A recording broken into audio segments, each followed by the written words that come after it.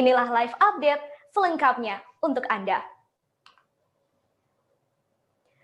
Informasi pertama dari Medan, Tribuners, viral di media sosial sebuah video yang menunjukkan seorang pria di Desa Pardomuan, Kecamatan Silain, Kabupaten Toba, Sumatera Utara dianiaya oleh warga.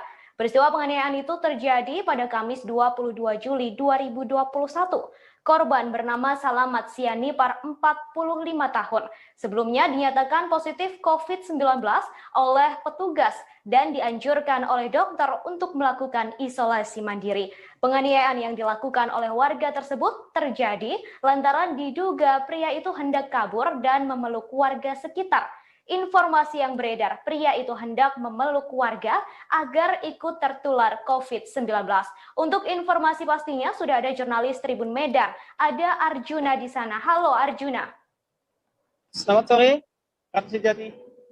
Baik, Arjuna, apakah betul pria tersebut berusaha memeluk warga agar ikut tertular? Lalu bisa dijelaskan kronologi penganiayaannya seperti apa, Arjuna? Baik, ini penganiayaan ini terjadi di hari Kamis tanggal 22 Juli, tepat pukul 5 sore maksudnya, pukul 17 WIB, di mana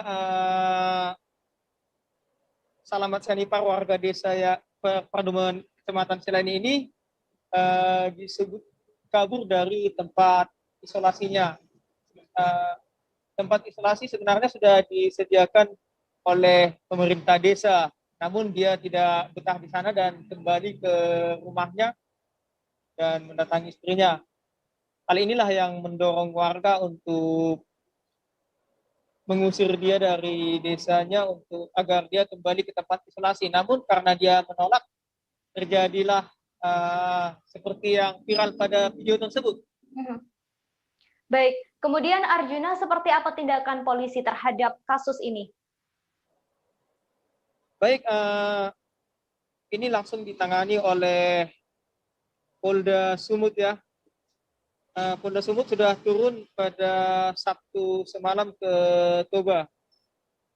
Di sana, kalau keterangan yang diperoleh dari Polda Sumut, itu bukan bagian dari penganiayaan. Namun warga disebut meminta agar Salamat Sianipar kembali ke tempat isolasi. Dan Polda sendiri juga masih melakukan penyelidikan lebih mendalam dan telah. Halo? Halo Arjuna? Arjuna bisa dengar saya? Baik Tribuner, sepertinya ada masalah jaringan. Untuk itu kita langsung beralih ke informasi kedua. Tapi sebelum ke informasi kedua, tadi Arjuna sempat melakukan wawancara dengan istri dari korban bernama Risma Sitorus. Berikut liputannya untuk Anda. Saya bernama Risma Sitorus dari Terselamat. Saya berterima kasih kepada Bupati karena menyelamatkan suami saya dari COVID-19. Sudah ditempatkan di rumah sakit Persea yang paling bagus. Semoga panjang umur, semoga Bupati memberkati dan cepat sembuh suami saya.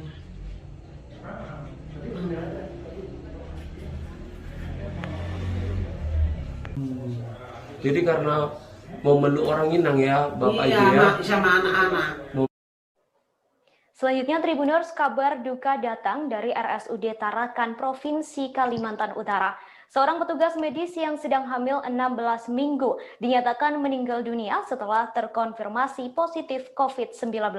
Beliau adalah Marisi Edenta Sinaga, gugur setelah sehari-hari berjibaku menangani sampel uji RT-PCR milik pasien COVID-19 di RSUD Tarakan. Hal ini menjadi pertama kalinya petugas medis atau tenaga kesehatan di Kaltara meninggal dunia karena terpapar COVID-19.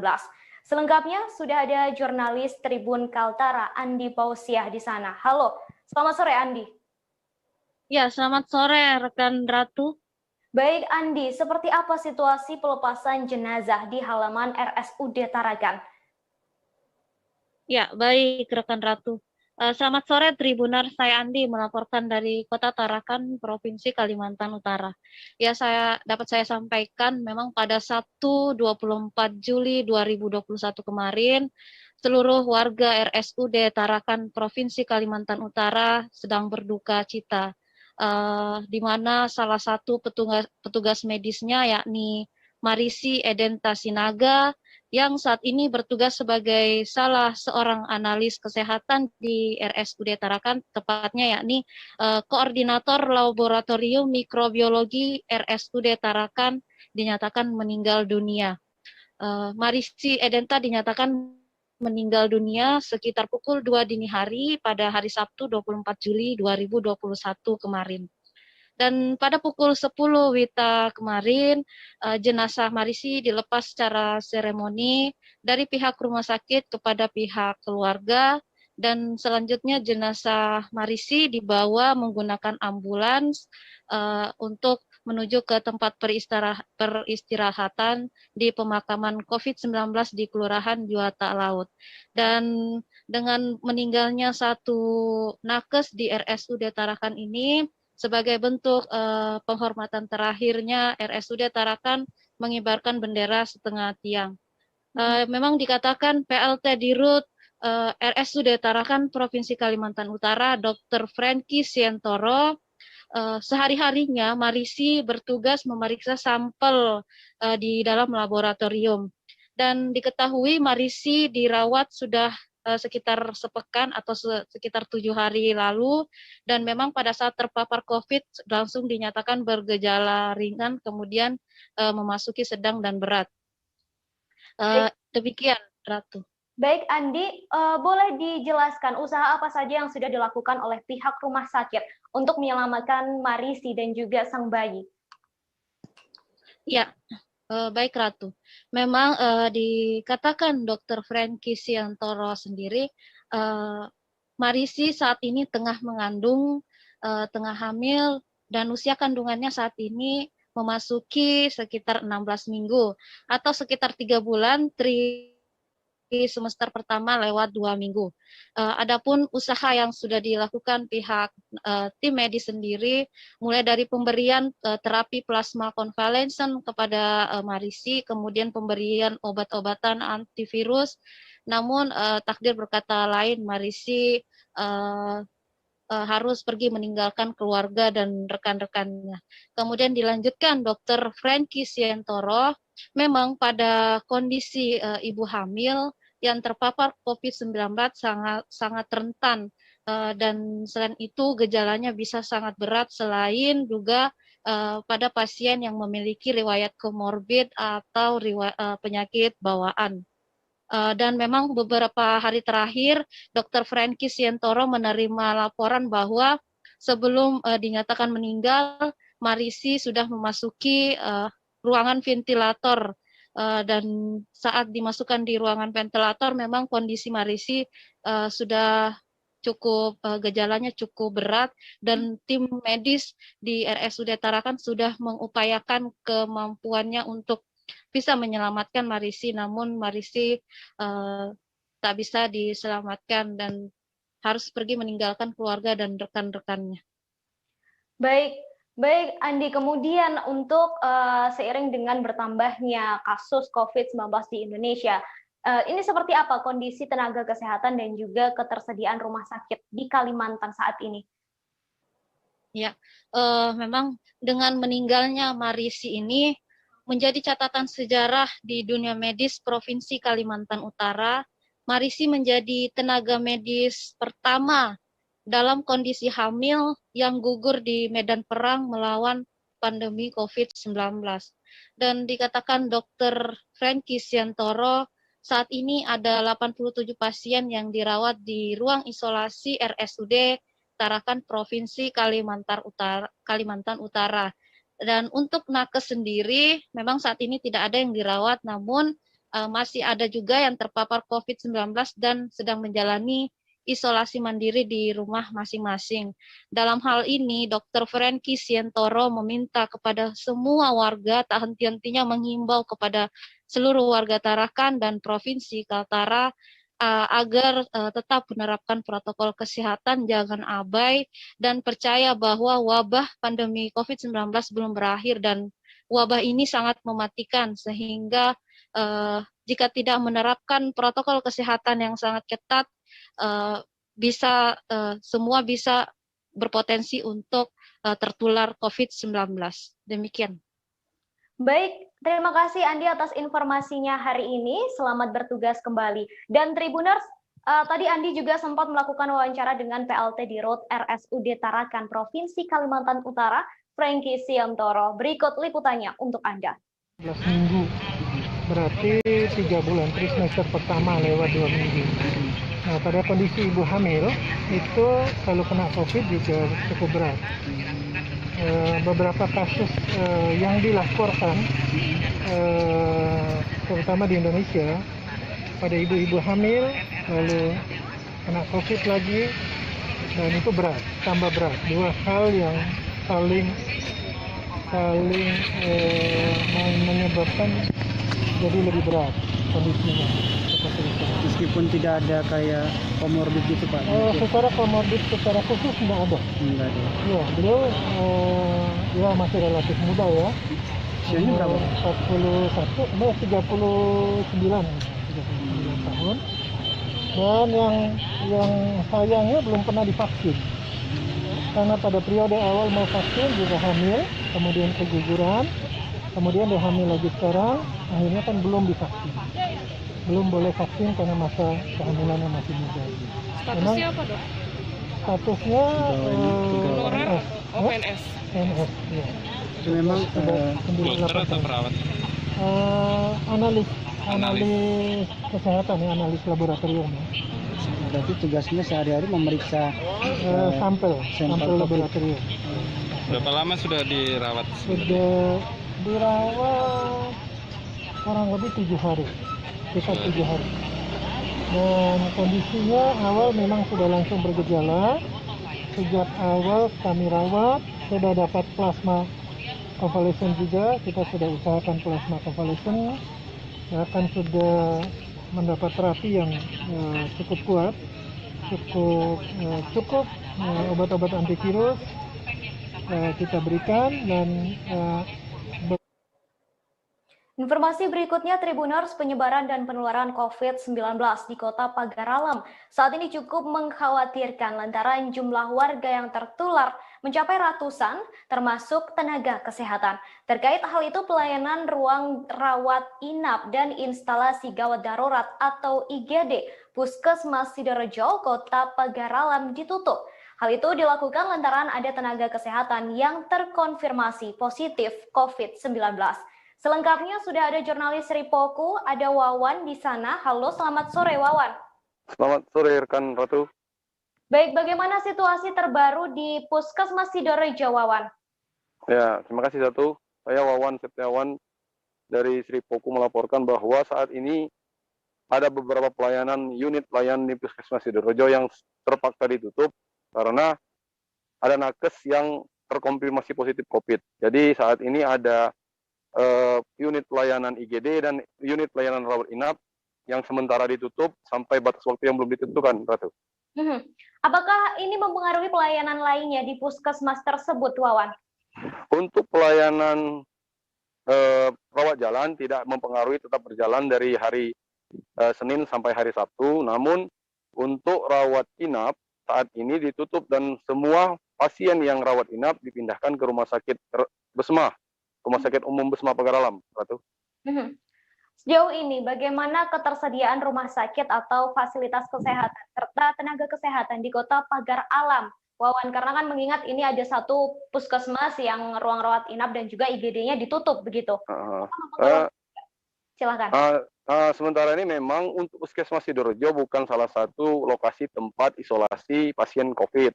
Pasien COVID memang yang mengalami gejala sedang tetap dirawat di rumah sakit Besma yang sudah ada 46 ruang isolasi dan sudah terisi sekitar 17 ruangan. Sedangkan untuk tenaga kesehatan sendiri masih di posisi aman karena memang Puskesmas Sidorejo ini tidak berada di tengah kota dan berdekatan dengan rumah sakit, Ratu. Baik, berarti untuk ketersediaan rumah sakit, fasilitas kesehatan, serta tenaga kesehatan di kota Pagar Alam ini masih dalam kondisi aman terkendali, begitu ya, Wawan? Ya, sampai saat ini masih aman dan alhamdulillah masih semua seperti oksigen atau ketersediaan obat juga masih aman, Ratu. Baik, terima kasih Wawan atas informasinya hari ini. Selamat bertugas kembali. Selanjutnya, Tribuners, meningkatnya kasus COVID-19 terjadi di kota Banjarbaru, Kalimantan Selatan. Hampir semua rumah sakit di kota Banjarbaru telah penuh, termasuk Rumah Sakit Daerah Idaman atau RSDI Banjarbaru. Hal ini tentunya membuat tenaga kesehatan merasa kewalahan hingga ikut terpapar COVID-19, bahkan menjadi klaster dokter dan perawat. Untuk informasi lengkapnya tentang banyaknya nakes yang terpapar COVID-19 di RSDI Banjarbaru, sudah ada jurnalis Banjarmasin Pos Khairil Lahim di sana. Halo Khairil. Ya, halo Ratu, selamat sore. Selamat sore Khairil. Ini sudah ada berapa tenaga kesehatan yang terpapar COVID-19 di RSD Idaman Banjarbaru? Ya Ratu, terima kasih. Tadi sore saya baru saja bertemu dengan Kepala Seksi Pelayanan Medik Rumah Sakit Idaman Banjarbaru, Dr. Siti Ningsih. Beliau baru saja mengatakan bahwa sudah ada sekitar 51 tenaga kesehatan di Rumah Sakit Idaman Banjarbaru yang terpapar COVID-19 dari Juli 2021. Ratu. Ada 50 tenaga kesehatan yang sudah terpapar COVID-19. Itu jumlah sejak Juli ya? Bulan ini? Sejak Juli. Ya, bulan ini. Lalu bagaimana dengan layanan kesehatan di sana? Apakah ikut terganggu juga seiring dengan 51 nakes itu tadi terpapar COVID? Ya benar, layanan di Rumah Sakit Idaman kini ada yang beberapa poli jalan terpaksa harus ditutup sementara hingga batas waktu yang ditentukan, seperti poli gigi dan poli gigi terutamanya, Ratu. Nih. Baik, tadi disebutkan juga ada 51 tenaga kesehatan sejak Juli 2021. Kemudian kalau untuk sejak awal pandemi COVID-19, sudah ada berapa tenaga kesehatan di rumah sakit tersebut yang terpapar COVID-19? Ya, masih berdasarkan data dari Dr. Siti Ningsih, hingga awal pandemi sampai saat ini ada sekitar 273 tenaga kesehatan yang terpapar. Jumlah itu tidak seluruhnya tenaga kerja, tapi juga maksudnya tenaga kesehatan, tapi juga tenaga kesehatan atau yang pembantu lainnya itu juga dari 273 itu termasuk juga yang sudah pernah sekali atau 2 kali yang terpapar COVID. Satunya. Baik, lalu bagaimana dengan perawat lain yang tidak terpapar? Apakah ada mungkin upaya khusus begitu agar mereka ini terhindar dari COVID-19 begitu? Ya, dari pihak manajemen Rumah Sakit Idaman Banjarbaru sejak April 2021 kemarin sudah menerapkan beberapa penyesuaian untuk pelayanan seperti mengurangi jam pendaftaran, meminimalkan kontak dengan pasien dengan membuat barier, lalu mengatur waktu kerja petugas sehingga meminimalkan kelelahan dan juga yang sangat berperan yaitu meninggalkan akibat COVID-19 dengan menggunakan APD. Baik, terima kasih Khairil atas informasinya. Kembali. Baik, Tribuners, setelah ini kami akan kembali dengan sejumlah informasi langsung lainnya. Tetap bersama kami.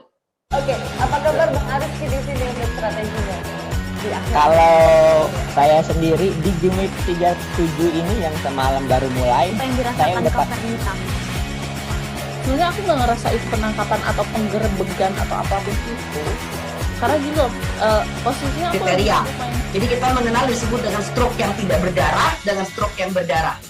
Stroke yang tidak berdarah itu biasanya ditandai dengan adanya penyumbatan. Kalau itu penyumbatan di sini mungkin pikirnya tidak ke situ kali ya, tapi kalau di Korea atau di Kamboja itu ada beberapa paper yang saya itu mas dulunya tukang koran. Oh gitu ya, tukang koran ya, saya baca ya, Pak. Tuh kan pernah baca kan ya. Jadi kalau saya jadi pangdam itu udah bersyukur banget si anak ini dijadikan sebagai tersangka begitu? Ya, kalau ini kita bicara yang di luar kasus Sebongombo ya. Dengan nama hujan shower, di mana terdapat batas jelas antara daerah hujan dan tidak hujan yang biasanya terjadi pada fase awal mature stage atau tahap berbahaya dewasa. itu Kang. Jadi mulai artinya terjadinya perlembekan. Nah itu untuk penetrasi akan sulit gitu ya. Dok, saya ini menurut saya memang tidak mudah, bukan urusan tanah diambil. Kalau misalnya Amerika Serikat sekarang, Rasulullah mengatakan dalam sebuah hadis bahwa berpuasa di 6 hari Syawal itu. Oke, apa kabar Bang Ariski di sini untuk strateginya? Kalau saya sendiri di Jumit 37 ini yang semalam baru mulai, Apa yang saya dirasakan udah Kak Fernita? Sebenarnya aku nggak ngerasa itu penangkapan atau penggerebegan atau apapun itu. Karena gini loh, posisinya aku kriteria. Jadi kita mengenal disebut dengan stroke yang tidak berdarah dengan stroke yang berdarah. Stroke yang tidak berdarah itu biasanya ditandai dengan adanya penyumbatan. Kalau itu terjadi di sini mungkin pikirnya tidak ke situ kali ya. Tapi kalau di Korea atau di Kamboja itu ada beberapa paper yang Saya itu Mas, dulunya tukang koran. Oh gitu ya. Tukang koran. Ya, saya baca itu Pak. Tuh kan, pernah baca kan? Ya. Jadi kalau saya jadi tanggam, itu udah bersyukur banget. Si anak ini dijadikan sebagai tersangka begitu? Ya, kalau ini kita bicara yang di luar kasus Sebongombo ya. Dengan nama hujan shower, di mana terdapat batas jelas antara daerah hujan dan tidak hujan yang biasanya terjadi pada fase awal mature stage atau tahap berbahaya dewasa. itu Kang. Jadi mulai artinya terjadinya perlembekan. Nah itu untuk penetrasi akan sulit gitu ya. Dok, saya ini menurut saya memang tidak mudah, bukan urusan tanah diambil. Kalau misalnya Amerika Serikat sekarang, Rasulullah mengatakan dalam sebuah hadis bahwa berpuasa di 6 hari Syawal itu. Oke, apa kabar Bang Ariski di sini untuk strateginya? Baik, terima kasih Tribuners, Anda masih di live update bersama saya Ratu Sejati. Informasi berikutnya dari Jakarta. Seiring meningkatnya jumlah kasus COVID-19 di Indonesia, sejumlah TPU kewalahan melayani kremasi jenazah COVID-19. Bahkan keluarga jenazah COVID-19 juga kebingungan mencari lokasi kremasi lantaran antrian di beberapa tempat telah penuh. Untuk mengatasi antrian panjang tersebut, Pemprov DKI Jakarta dan Himpunan Bersatu Teguh membuat krematorium di TPU Tegal Alur, Kalideres, Jakarta Barat. Baik, untuk itu saat ini kami sudah tersambung dengan reporter Warta Kota. Ada Desi di sana untuk memberikan informasi lengkapnya. Halo Desi. Ya, selamat sore Ratu. Baik, selamat sore Desi. Tadi sudah disebutkan bahwa Pemprov DKI ini membangun krematorium di TPU Tegal Alur. Kemudian kapan krematorium ini mulai aktif, Desi? Krematorium sendiri mulai aktif sejak Sabtu tanggal 24 Juli 2021 lalu, Ratu. Baik, kemudian bisa dijelaskan harapan dari Pemprov DKI Jakarta dengan pembangunan krematorium ini? Ya, Pemprov DKI Jakarta sendiri pertama kalinya bekerja sama dengan yayasan untuk membuat krematorium yang dikelola secara bersama. Krematorium itu dibangun di TPU Tegal Alur, Kalideres, Jakarta Barat. Harapannya mengingat dari tingginya kasus COVID-19 dan kematian kasus COVID-19 dari sejak akhir Juni lalu, dan kemudian banyak warga atau keluarga jenazah COVID-19 yang mengeluhkan antrean panjang atau penuhnya fasilitas krematorium di Jakarta sehingga harus dikremasi di luar Jakarta. Maka dari itu dibuatlah fasilitas krematorium yang digratiskan secara total dari Pemprov DKI dan yayasan yang bekerja sama kepada warga siapa saja yang meninggal karena COVID-19. Baik, baru dibuka kemarin, lalu boleh dijelaskan bagaimana kondisinya saat ini? Apakah antriannya sudah panjang juga atau seperti apa, Desi?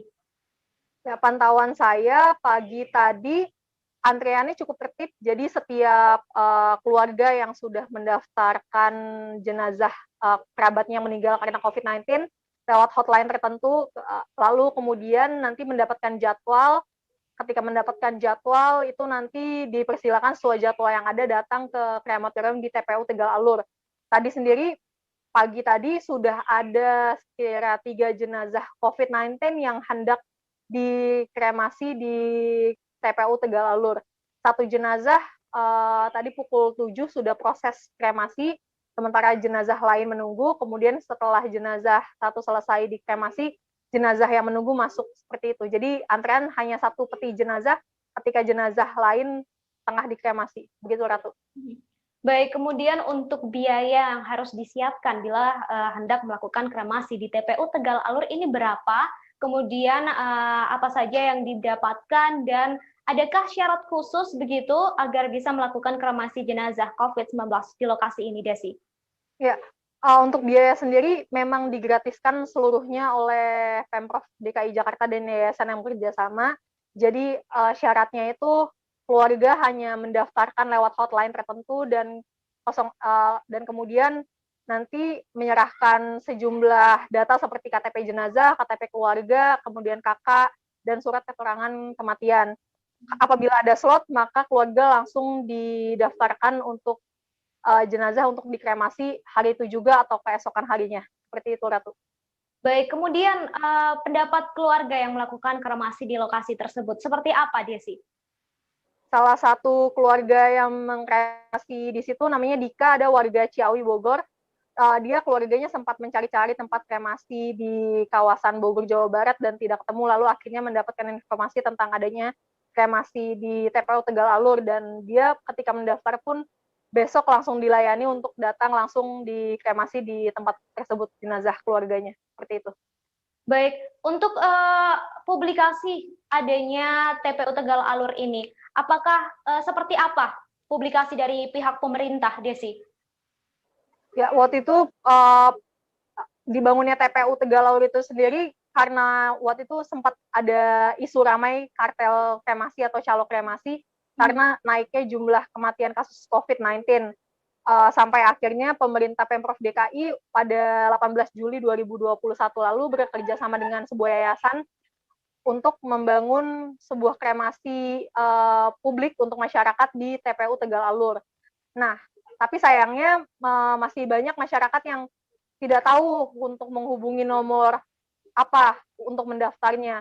Nah, untuk mendaftar itu masyarakat ada nomor hotline yang disediakan Pemprov DKI atau untuk lebih pastinya bisa langsung datang ke TPU Tegal Alur dan langsung mendaftar di ruang administrasinya di tempat kremasi itu sendiri, begitu, Ratu. Baik. Adakah mungkin website atau mungkin akun Instagram begitu yang memuat informasi tersebut, Desi, agar lebih mudah begitu? Oke, kalau nomor handphone sendiri itu saya bisa bacakan ya, Ratu ya. Sebentar.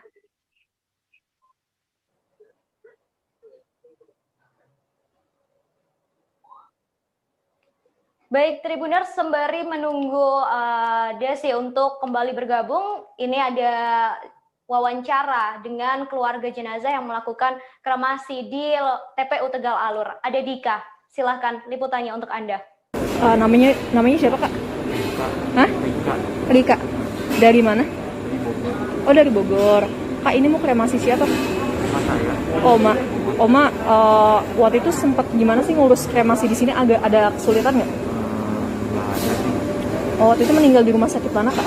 Di Harapan, di Ciawi. Oh, di Ciawi. Terus akhirnya gimana? Ada yang nyaranin Kak untuk kremasi di sini atau seperti apa? Ya, ini sih dari kenalan mama saya gitu. Ini daripada tempat ini. Oh, dari kenalan mama disaranin buat kremasi di sini. Kenapa Kak milih kremasi di Jakarta padahal kan dari Bogor? Apa ya? Oh, karena ini tempatnya masih baru, jadi kan gratis katanya. Oh, karena biayanya gratis ya, dan nggak. Iya, karena masih baru kan katanya. Ada kesulitan nggak sih waktu ngurus proses kremasi, kayak administrasi dan sebagainya? Langsung dilayani kayak meninggalnya tanggal berapa Kak? Kemarin hari Sabtu. Oh, hari Sabtu, terus langsung dilayani buat kremasi hari ini Minggu ya berarti ya. Oke, terima kasih ya Kak. Baik, Tribuners, Desi kembali bergabung bersama kami untuk memberikan informasi mengenai nomor hotline yang bisa Anda hubungi, terutama untuk Anda yang berada di Jakarta Barat dan sedang mencari lokasi untuk kremasi jenazah pasien COVID-19. Silakan, Desi.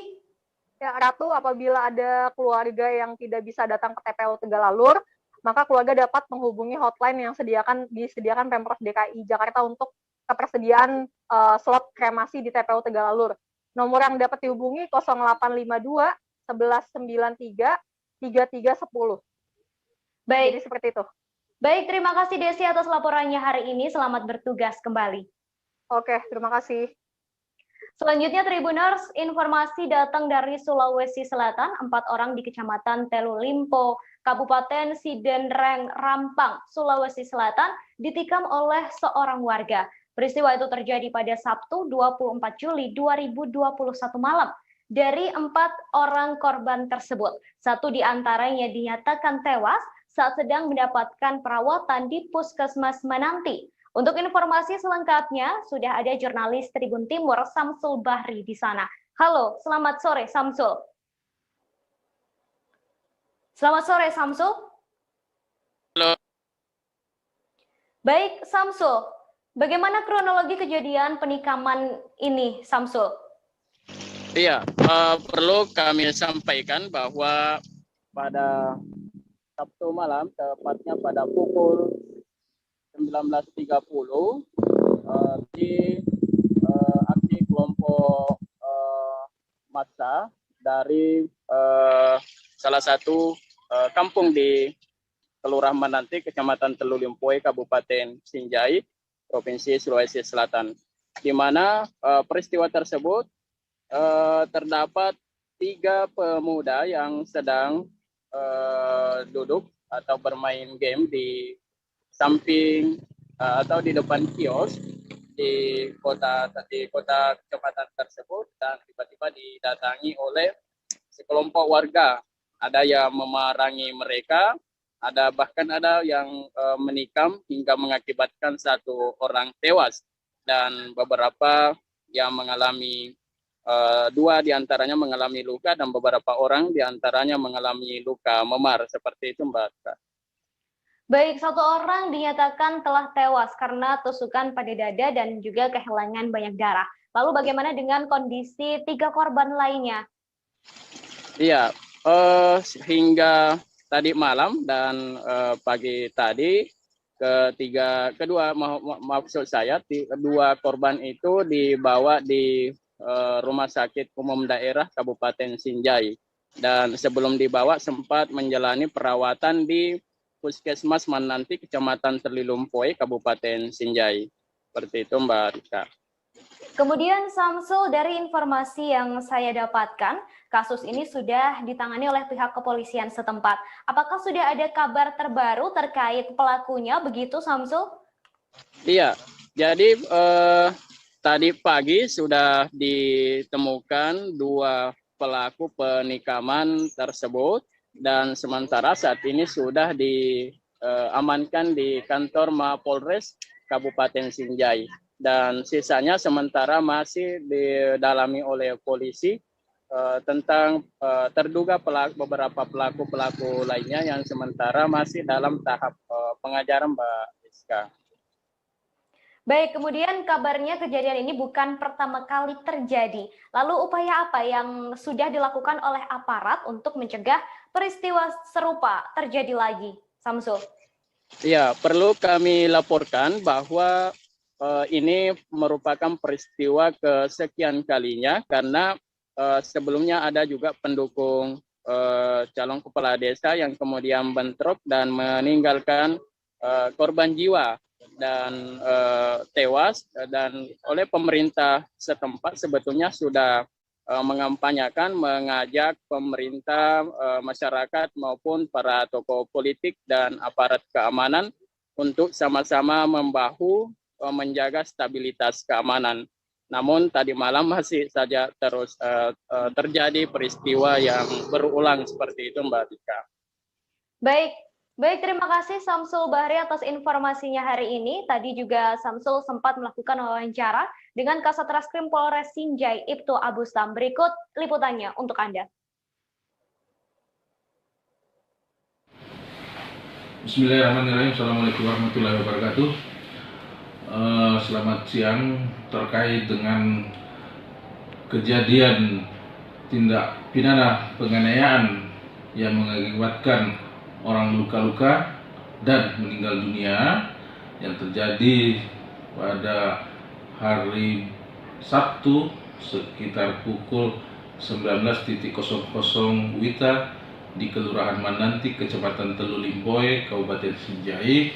Kami jelaskan bahwa berdasarkan kejadian tersebut, kami dari Satreskrim Polres Sinjai bersama dengan rekan-rekan fungsi intelijen dan bekerjasama dengan Polsek Telu Limpoe di bawah pimpinan Bapak Kapolsek beserta jajaran, dan berdasarkan arahan dan petunjuk dari Bapak Kapolres Sinjai telah melakukan langkah-langkah antara lain yaitu melakukan pengumpulan barang bukti, melakukan olah TKP, melakukan interogasi saksi-saksi, dan kemudian kami dalam hal ini telah mengamankan untuk sementara 2 orang yang diduga terlibat dalam kejadian tersebut, dan kami sementara dalam pendalaman dan pengembangan apakah masih ada pihak-pihak lain yang terlibat.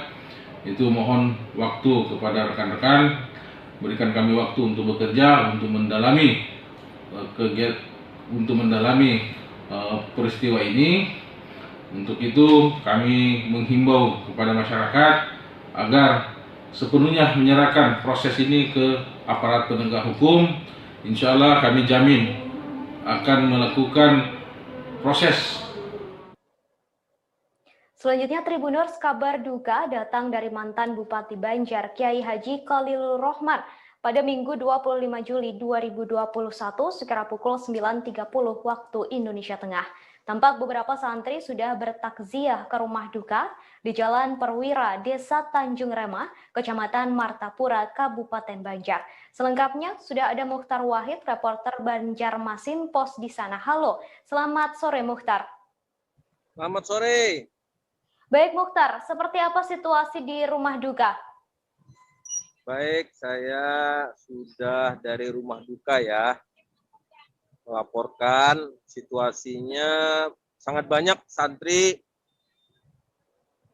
yang melaksanakan sholat berjamaah dan beberapa ulama ya yang menyempatkan sebelum jenazah beliau disolatkan di Masjid Agung Al-Karomah Martapura.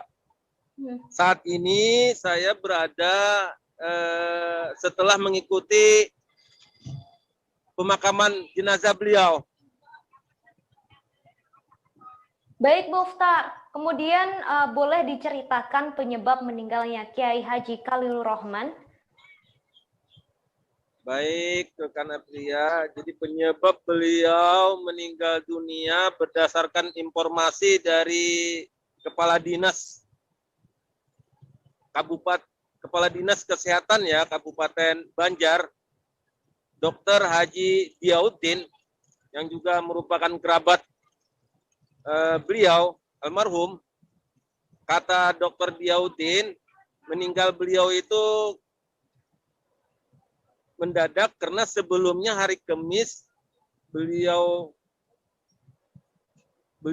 secara tidak sadar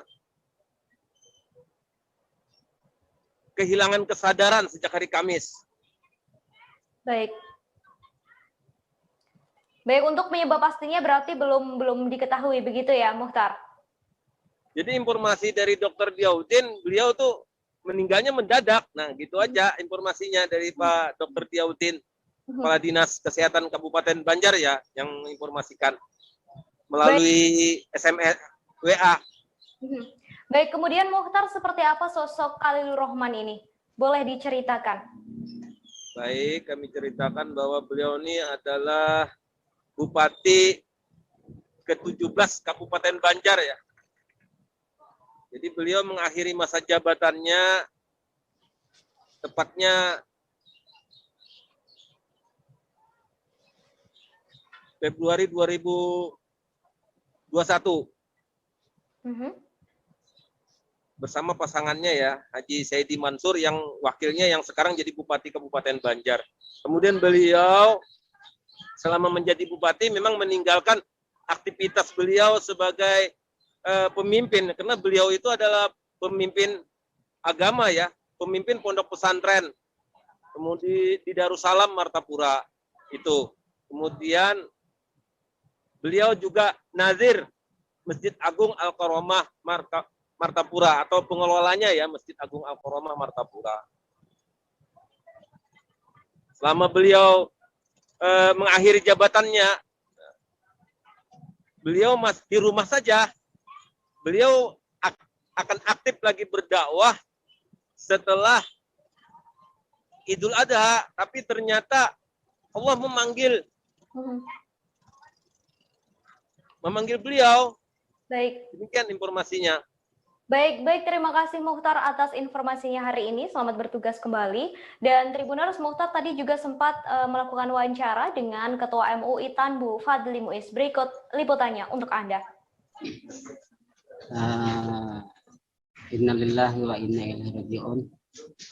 Telah berpulang ke rahmatullah Kiai Al-Rahman bin Salim Ma'ruf, mantan pimpinan Pondok Pesantren Darussalam, dan juga beliau mantan Rais Suriah NU Kabupaten Banjar, dan juga beliau mantan Ketua MUI Kabupaten Banjar, dan mantan Najir Masjid Agung Al-Karomah, dan yang baru tadi adalah mantan Bupati Kepala Daerah Kabupaten Banjar. Sosok beliau ini adalah sosok yang menjadi panutan, terutama kalau masalah akidah. Beliau selalu menanamkan tentang akidah, tentang tauhid kepada Allah itu harus yakin tentang ketauhidan. Nah, itu yang sering diajarkan oleh beliau. Yang kedua, beliau selalu memberitahukan kepada kita dan membimbing kepada kita bahwa hidup itu perlu bermasyarakat, perlu saling silaturahmi. Nah, bermasyarakat dan silaturahmi itu tidak terpisahkan. Itu yang diantara. Dan kemudian bahwa beliau ini termasuk ulama yang tidak pernah menderita penyakit apa-apa. Bahkan kata dokter Diyaudin ketika beliau bercalon menjadi bupati Kabupaten Banjar ini, yang paling sehat itu adalah beliau. Innalillahi wa inna ilaihi raji'un. Telah berpulang ke rahmatullah orang tua kita, tokoh ulama kita di Martapura, bahkan di Kalimantan Selatan. Kita doakan bersama semoga beliau diberikan oleh Allah Subhanahu wa taala tempat yang layak di sisinya, diberikan rahmat yang luas, masukkan ke dalam surganya Allah beserta orang tuanya dan miminya. Amin. Dengan jasa-jasa beliau selama berkecimpung beliau menjadi ulama. Beliau adalah orang yang disiplin, mengajar di pondok pesantren dari zaman dulu.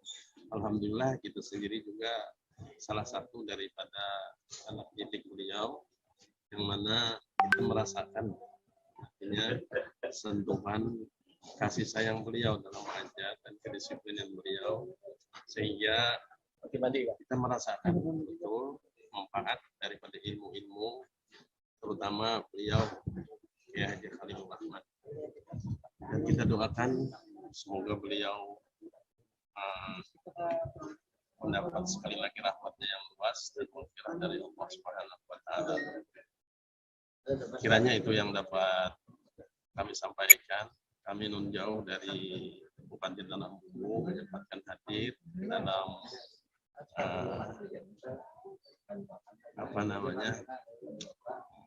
hari berpulang rahmatullahnya beliau, dan semoga kita semua mendapatkan berkah daripada beliau, ilmu-ilmu yang diberikan beliau dapat kita amalkan bersama, dan itulah kiranya. Tribuners, setelah ini kami akan kembali dengan sejumlah informasi langsung lainnya. Tetap di Live Update. Oke, apa kabar Bang Aris di sini untuk strateginya? Kalau saya sendiri di Jumit 37 ini yang semalam baru mulai, saya dapat. Sebenarnya aku nggak ngerasain penangkapan atau penggerebegan atau apapun itu. Karena gini loh, posisinya aku kriteria. Jadi kita mengenal disebut dengan stroke yang tidak berdarah dengan stroke yang berdarah. Stroke yang tidak berdarah itu biasanya ditandai dengan adanya penyumbatan. Kalau itu terjadi di sini mungkin pikirnya tidak ke situ kali ya. Tapi kalau di Korea atau di Kamboja itu ada beberapa paper yang saya itu Mas, ya dulunya tukang koran. Oh gitu ya. Tukang koran. Ya, saya baca itu Pak. Tuh kan pernah baca kan? Ya. Jadi kalau saya jadi tanggam itu udah bersyukur banget. Si anak ini dijadikan sebagai tersangka begitu. Ya kalau ini kita bicara yang di luar kasus Situbondo ya. Dengan nama hujan shower, di mana terdapat batas jelas antara daerah hujan dan tidak hujan yang biasanya terjadi pada fase awal mature stage atau tahap berbahaya dewasa. itu Kang. Jadi mulai artinya terjadinya perlembekan. Nah itu untuk penetrasi akan sulit. Gitu ya. Dok, saya ini menurut saya memang tidak mudah, bukan urusan tanah diambil. Kalau misalnya Amerika Serikat sekarang, Rasulullah mengatakan dalam sebuah hadis bahwa berpuasa di 6 hari Syawal itu. Oke, apa kabar Bang Aris di sini untuk strateginya? Kalau saya sendiri di Jumit 37 ini yang semalam baru mulai, saya dapat. Sebenarnya aku nggak ngerasain penangkapan atau penggerebegan atau apapun itu. Karena gini loh, posisinya aku kriteria.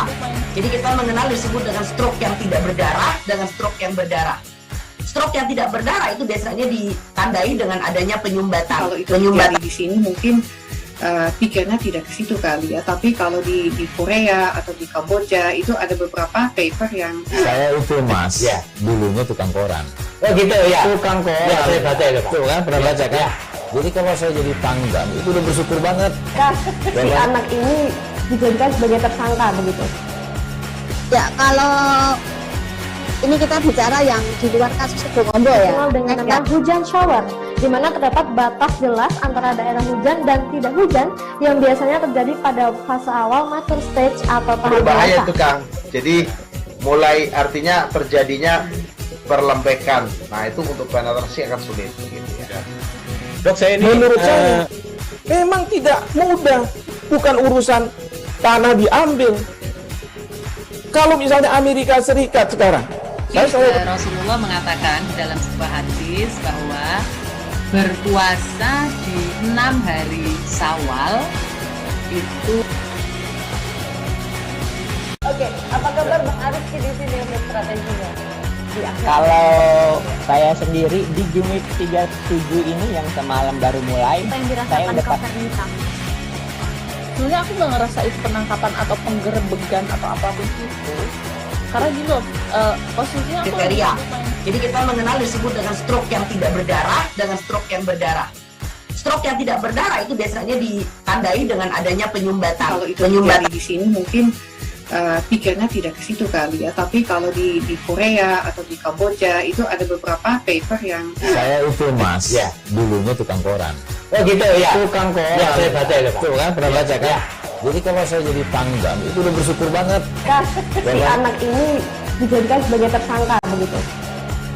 Ya kalau ini kita bicara yang di luar kasus Situbondo ya. Dengan nama hujan shower, di mana terdapat batas jelas antara daerah hujan dan tidak hujan yang biasanya terjadi pada fase awal mature stage atau tahap berbahaya dewasa. itu Kang. Jadi mulai artinya terjadinya perlembekan. Nah itu untuk penetrasi akan sulit. Gitu ya. Dok, saya ini menurut saya memang tidak mudah, bukan urusan tanah diambil. Kalau misalnya Amerika Serikat sekarang, Rasulullah mengatakan dalam sebuah hadis bahwa berpuasa di 6 hari Syawal itu. Oke, apa kabar Bang Ariski di sini untuk strateginya? Kalau saya sendiri di Gimik 37 ini yang semalam baru mulai, Apa yang saya dirasakan udah Kak Fernita? Sebenarnya aku nggak ngerasain penangkapan atau penggerebegan atau apapun itu.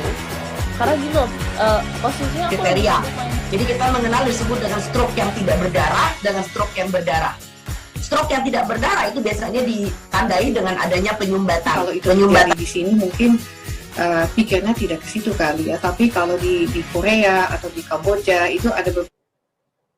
Terima kasih Tribuners, Anda masih di live update bersama saya Ratu Syati. Selanjutnya informasi hadir dari Papua. Hari ini Minggu 25 Juli 2021, Balai Besar KSDA Papua melakukan pelepas liaran satwa endemik Papua.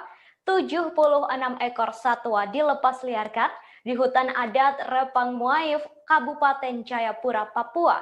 Diketahui kegiatan ini merupakan rangkaian kegiatan Road to HKAN 2021.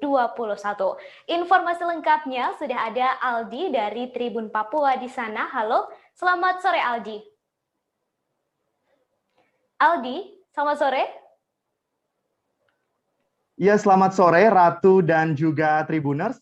Dapat saya informasikan Balai Besar KSDA Papua melakukan pelepas liaran 76 ekor satwa endemik Papua hari ini di hutan adat Repang Muaif, Kabupaten Jayapura. Satwa endemik Papua yang dilepas liarkan tersebut merupakan hasil translokasi dari BBKSDA Jawa Timur, BKSDA Jawa Tengah, dan BKSDA Sulawesi Utara. Pelepas liaran satwa ini merupakan rangkaian kegiatan menuju Hari Konservasi Alam Nasional yang jatuh pada tanggal 10 Agustus 2021 mendatang. Nah, Ratu dan juga Tribuners, dari 76 satwa tersebut telah dinyatakan sehat dan siap untuk dilepas liarkan ke habitatnya di alam bebas. Ratu. Baik, Aldi, boleh diceritakan bagaimana jalannya proses pelepas liaran satwa endemik Papua ini? Baik, Ratu dan juga Tribuners, dapat saya informasikan proses pelepas liaran 76 ekor satwa endemik Papua yang merupakan hasil temuan atas sitaan dari otoritas BBKSDA di berbagai daerah ini dimulai pukul 9.00 waktu Indonesia Timur pagi tadi. Dan prosesnya berlangsung lancar begitu, baik itu pelepas liaran burung, pelandu, dan juga kasuari. Peristiwa kembalinya berbagai satwa endemik Papua ini diikuti oleh pegawai dari staf BBKSDA, masyarakat adat, dan juga para pemerhati lingkungan di Jayapura. Dan memang dapat diinformasikan juga tampaknya mereka begitu antusias dengan membawa kamera masing-masing untuk mengambil gambar saat berbagai jenis satwa ini dilepaskan dari kandangnya. Begitu, Ratu. Kemudian Aldi, bisa disebutkan jumlah masing-masing satwa yang dilepas liarkan hari ini? Baik, Ratu dan juga Tribuners, dapat saya informasikan memang dari 76 ekor satwa endemik Papua yang dilepaskan di hutan adat Repang Muaif tersebut terdiri atas 46 ekor kasturi kepala hitam, 15 ekor kakatua koki, 8 ekor nuri kelam, 2 ekor mambruk Victoria, 3 ekor kasuari gelambir tunggal, dan 2 ekor pelandu Papua. Ratu. Sehubungan dengan ini, kemudian adakah langkah konkret begitu Aldi yang akan diambil oleh BBKSDA Papua dalam melakukan perlindungan terhadap 76 ekor satwa endemik yang telah dilepaskan, begitu? Baik, Ratu dan juga Tribuners, terkait langkah konkret selanjutnya yang dapat diambil oleh Balai Konservasi Sumber Daya Alam Papua, memang diinformasikan bahwa ke depannya BBKSDA Papua ini akan melakukan pengawasan rutin dengan membentuk polisi hutan yang nantinya dalam perekrutannya melibatkan komponen masyarakat adat sebagai pemilik hak ulayat. Dan dengan diharapkan pemodelan perlindungan satwa yang dilakukan dari masyarakat untuk masyarakat ini nantinya dapat efektif mencegah perburuan liar terhadap satwa yang dilindungi nantinya. Ratu. Baik, terima kasih Aldi atas informasinya hari ini. Selamat bertugas kembali. Selanjutnya Tribuners, dari pelepas liaran satwa endemik Papua, kita beralih ke bisnis tanaman hidroponik yang terbilang cukup menjanjikan meski di tengah pandemi. Bisnis ini sudah dilakoni oleh seorang tenaga honorer bagian protokol Pemkab Oku Timur, Saiful Azari, selama 1 tahun. Kabarnya omset Saiful dalam berbisnis tanaman hidroponik bisa mencapai jutaan rupiah. Selengkapnya sudah ada Edo, jurnalis Tribun Sumsel di sana. Halo Edo, selamat sore. Halo Edo. Selamat sore Ratu. Baik Edo, boleh diceritakan awal mula Saiful ini memulai bisnis hidroponik? Awal mula Saiful ini memulai bisnis hidroponik ini karena dari hobi begitu. Nah, setelah itu dia mempelajari penanaman hidroponik ini dan kemudian memanfaatkan itu menjadi bisnis usaha. Begitu Ratu. Untuk keunggulan tanaman atau sayur-sayuran begitu yang ditanam menggunakan metode ini, hidroponik, apa saja keunggulannya? Sebenarnya keunggulan penanaman metode hidroponik ini lebih pada proses penanamannya. Nah, karena hidroponik ini lebih memaksimalkan air menggunakan pipa, jadi kita bisa mengontrol langsung apakah sayuran yang kita tanam itu dalam kondisi sehat seperti itu. Nah, sedangkan jika ditanam di tanah itu kan kita nggak tahu apakah itu ada ulat atau yang semacamnya. Sedangkan jika menggunakan hidroponik ini lebih mudah untuk dikontrol. Begitu, Ratu. Baik, kemudian untuk waktu, berapa lama sampai tanaman-tanaman atau sayur-sayuran begitu yang ditanam dengan metode ini siap panen? Idealnya itu membutuhkan waktu sampai 40 hari sebenarnya. Namun Saiful ini memiliki metode tersendiri karena dia memiliki banyak lokasi, jadi proses panen itu bisa dipersingkat mulai dari 10 sampai 20 hari. Begitu. Kemudian boleh disebutkan juga untuk omset yang didapatkan oleh Saiful, begitu?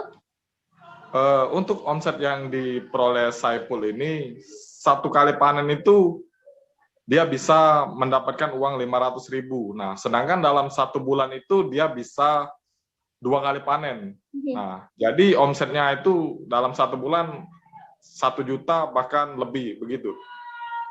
Baik, terima kasih Edo atas laporannya hari ini. Selamat bertugas kembali. Kemudian untuk Tribuners mungkin bisnis tanaman hidroponik ini juga bisa dicoba ya. Selanjutnya kita ke informasi dari Magelang. PPKM level 4 diberlakukan di beberapa daerah termasuk di Kota Magelang hingga mengakibatkan sejumlah pedagang terdampak. Hal tersebut membuat Polresta Magelang tergerak dengan membantu membeli barang dagangan para pedagang. Hal itu dilakukan dalam rangka Polres Peduli Sesama maksud saya, di seluruh wilayah hukum Polres Magelang Kota. Informasi lengkapnya sudah ada Nanda di sana. Selamat sore, Nanda. Baik, selamat sore, Ratu. Baik, Nanda, siapa inisiator kegiatan ini dan apakah hanya akan dilakukan selama masa PPKM level 4 saja atau akan diteruskan, terus berlanjut begitu selama pandemi? Baik Ratu, untuk kegiatan ngelarisi atau memborong dagangan para pedagang kecil ini merupakan kegiatan yang diinisiasi sendiri oleh Polres Kota Magelang, di mana menindaklanjuti terkait adanya penerapan PPKM level 4 di wilayah Kota Magelang, di mana atas adanya penerapan kebijakan ini membuat beberapa pedagang menjadi terdampak, sehingga dengan adanya cara atau kegiatan ngelarisi diharapkan kegiatan ini bisa membantu para pedagang untuk mengurangi beban selama pembatasan. Seperti itu, Ratu.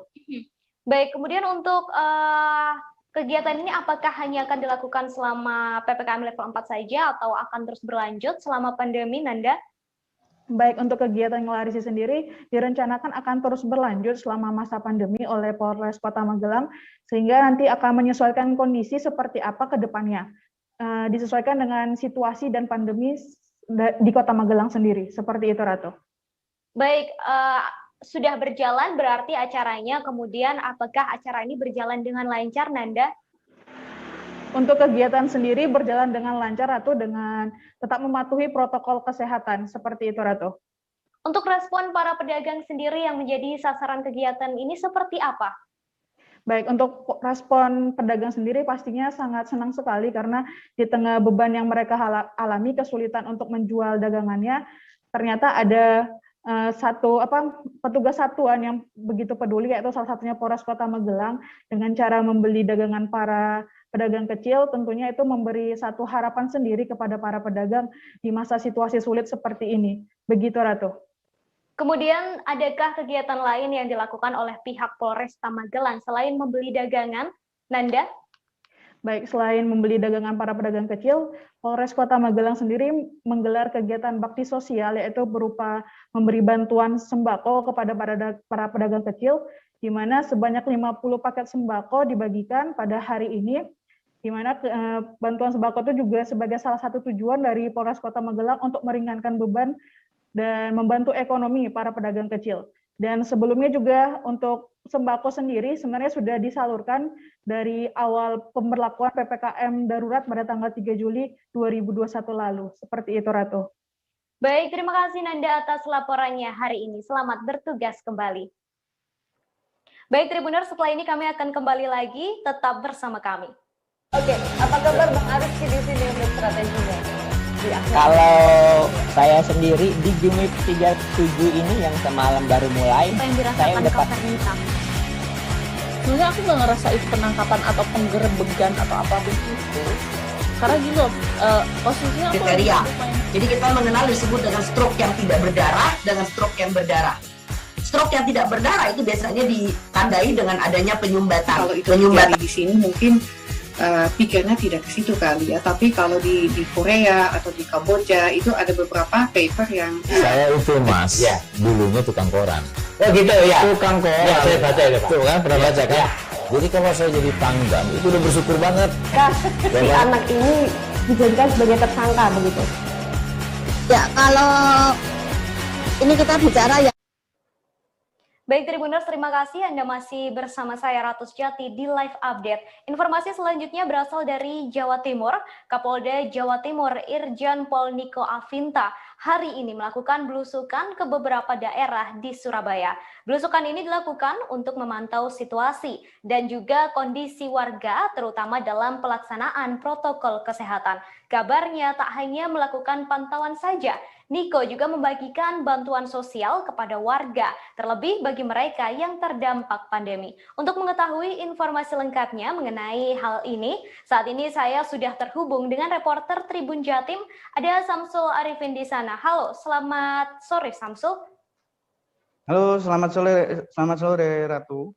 Baik, bisa dijelaskan kemana saja Kapolda Jatim hari ini melakukan belusukan? Baik, Kapolda Jatim pada hari ini diagendakan tadi belusukan di beberapa daerah, salah satunya dari daerah Ketintang Surabaya. Namun sebetulnya Ratu, kegiatan ini sudah dilaksanakan sejak hari Jumat kemarin, jadi sudah 2 hari ini. Kapolda Jatim belusukan langsung di beberapa daerah di Surabaya untuk memantau pelaksanaan prokes di warga Surabaya dan juga memberikan bantuan. Nah, uniknya selain memberikan bantuan juga ini yang terdiri dari bantuan itu ada daging pasca hari Idul Adha itu digoreng atau dimasak di Brimob Polda Jatim. Nah, ini asli dari tangan polisi sendiri. Nah, di situ juga selain para polisi ini masak juga bekerja sama dengan beberapa pedagang masakan Padang yang ada di Surabaya. Nah, di sini bertujuan untuk bahu-membahu mengurangi beban warga yang terdampak pandemi khususnya saat PPKM darurat begitu. Ratu. Kemudian Samsul, untuk bantuan sosial yang dibagikan, ada berapa paket Samsul? Baik Ratu, untuk bansos ini berupa 250 paket beras yang terdiri dari isi 5 kg dan juga 2.750 box rendang daging siap saji dari 2.900 kg daging sapi segar serta 1.000 buah masker dibagikan oleh Kapolda Jatim yang merupakan asli warga Surabaya ini. Nah, yang menarik tadi Ratu, ada juga Kapolda melihat, ini yang ada di gambar ya, melihat berapa anak kecil yang sedang digendong ibunya tidak mengenakan masker. Nah, secara humanis, Jenderal 2 Bintang itu mengenakan masker langsung kepada balita itu. Nah, setelah membagikan bansos dan juga masker, Kapolda bersama Forkopimda Jatim langsung memantau vaksinasi massal yang ada di Surabaya, tepatnya di Universitas Erlangga. Nah, Kapolda Jatim juga mengingatkan pada seluruh warga Surabaya untuk tetap mematuhi protokol kesehatan khususnya 5M karena ini merupakan vaksin alami untuk mencegah gempuran daripada virus corona. Begitu, Ratu. Kemudian Samsul, untuk respon dari masyarakat saat menerima bantuan sosial bisa digambarkan? Baik, salah satunya yang paling terdampak saat ini yaitu warga yang bekerja sebagai ojol ya. Nah, tadi ada salah satu warga bernama Satmoko yang merupakan driver ojol itu mengaku sangat terbantu dan sangat berterima kasih karena telah menerima bansos itu, dan menurutnya itu sangat berarti karena di saat PPKM ini maksud saya jam kerjanya ini terbatasi karena PPKM darurat atau banyak jalan ditutup, gitu. Nah, khususnya bagi warga yang terdampak juga tidak lupa berterima kasih pada Forkopimda Jatim yang lainnya yaitu Gubernur dan juga Pangdam 5 Brawijaya yang terus bahu-membahu bagaimana untuk menurunkan COVID-19 di Jatim khususnya, begitu, Ratu. Baik, seiring dengan bertambahnya kasus COVID-19, kemudian diberlakukannya PPKM darurat, lalu bisa digambarkan Samsul bagaimana situasi Surabaya saat ini di tengah pandemi? Baik, tepat pada hari ini ya, seingat saya Ratu, tanggal 25 ini akan masa terakhir perpanjangan PPKM darurat, begitu. Nah, nanti di Surabaya juga apakah juga diberlakukan PPKM level yaitu level 4 atau 3. Nah, di sini juga kepolisian khususnya Polda Jatim akan terus membantu di mana situasi di Surabaya ini bisa dikatakan terbilang cukup sadar ya. Jadi warga Surabaya ini lebih banyak dia mematuhi peraturan pemerintah karena satu, di samping kasus lonjakan juga banyak. Nah, ini juga harus berangkat dari kesadaran diri untuk mematuhi peraturan pemerintah. Nah, mobil ini terlihat dari beberapa mobilitas yang biasanya di kota pahlawan ini, khususnya Surabaya dan Gresik dan Sidoarjo, Surabaya Raya ini cukup tinggi, tapi selama penerapan PPKM darurat, selama 2 pekan ini itu menurun. Nah, ini terlihat juga saat hari H, Hari Raya Idul Adha kemarin, biasanya ada rutinitas di Pulau Madura yang disebut toron atau mudik, itu pun pada hari H kemarin menunjukkan tren menurun. Jadi 70% mobilitas itu menurun di kota Surabaya, begitu. Baik, terima kasih Samsul atas laporannya hari ini. Tadi Samsul juga sempat melakukan wawancara dengan Kapolda Jatim Irjen Pol Niko Afinta. Berikut liputannya untuk Anda. Kami dari Polda telah berkeliling hampir ke seluruh kota Surabaya melaksanakan bakti sosial. Yang sekarang ini kami ada di sekeliling Polda membantu masyarakat yang kurang karena terdampak PPKM. Kemudian jumlah bantuan yang dibagikan hari ini yaitu beras sebanyak 200 paket ditambah rendang yang sudah siap saji sehingga diharapkan nanti bisa masak beras terus bisa makan rendang. Ini bagian daripada jajaran Polda Jawa Timur supaya masyarakat yang terdampak COVID dalam pelaksanaan PPKM ini bisa agak ringan. Kami juga memohon kepada masyarakat tolong bersabar dulu karena memang keadaan yang sulit ini bisa kita hadapi secara bersama-sama. Kemudian saya mengimbau masyarakat bersama pemerintah dalam hal ini pemerintah provinsi, Kodam 5 Brawijaya dan Polda bersama-sama masyarakat, ayo bareng-bareng kita patuhi dulu sampai keadaan bisa membaik. Seminggu 2 minggu ini kalau semuanya berdisiplin, mudah-mudahan situasi bisa membaik. Saya kira itu yang bisa kami sampaikan. Terima kasih.